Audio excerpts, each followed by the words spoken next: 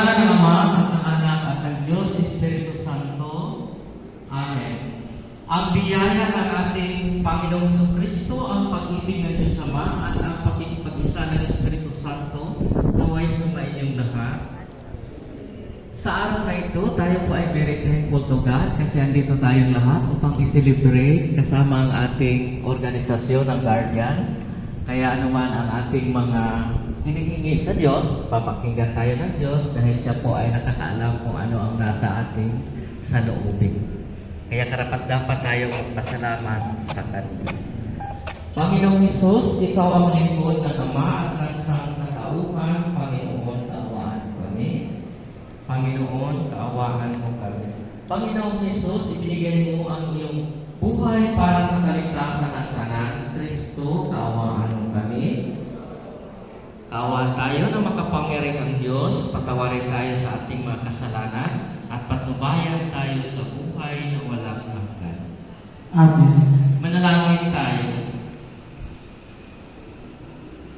Ama namin makapangyarihan, kalugdan mo kami at pagbigyan na magkamit ng kaloob mong karagdagan upang sa maanap naming pananalig at pag-asa at pag-ibig,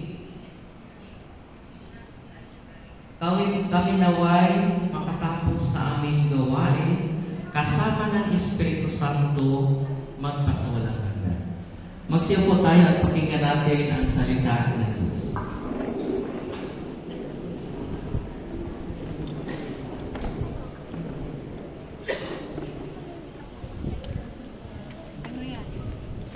Pagbasa mula sa aklat ni Propeta Jeremias. Parurusahan ng Panginoon ang mga namumuno walang malasakit sa kanilang mga nasasakupan.